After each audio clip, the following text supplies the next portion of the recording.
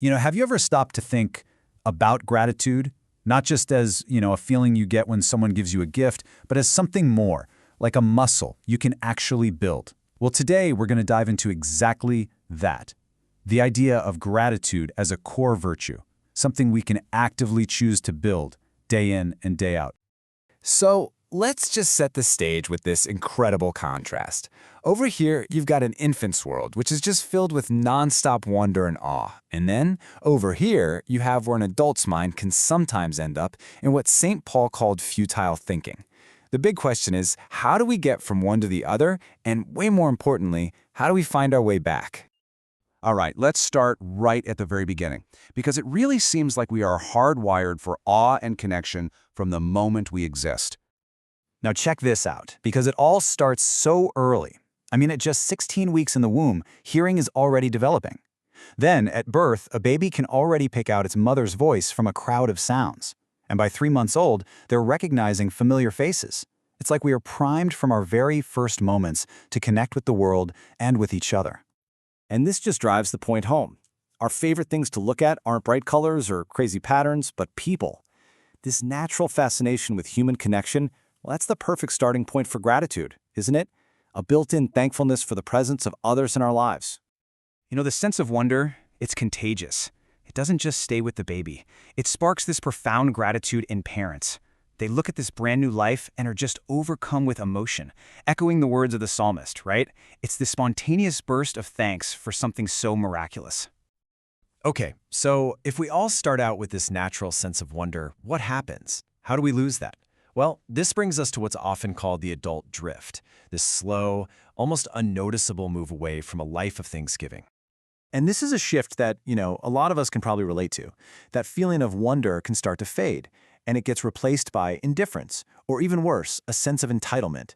We can start to think the world, or our parents, or even God owes us something, and when that happens, we become kind of blind to where all the good things in our lives are actually coming from. And according to St. Paul's letter to the Romans, this drift has some pretty serious consequences. He draws a direct line from a failure to give thanks to what he calls futile thinking and darkened minds. So in his view, a lack of gratitude literally changes how we see and understand the world around us.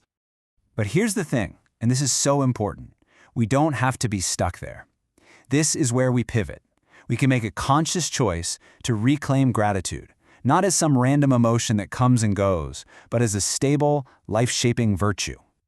So what is a moral virtue anyway? Well, think of it like this. It's not a mood. It's a stable habit.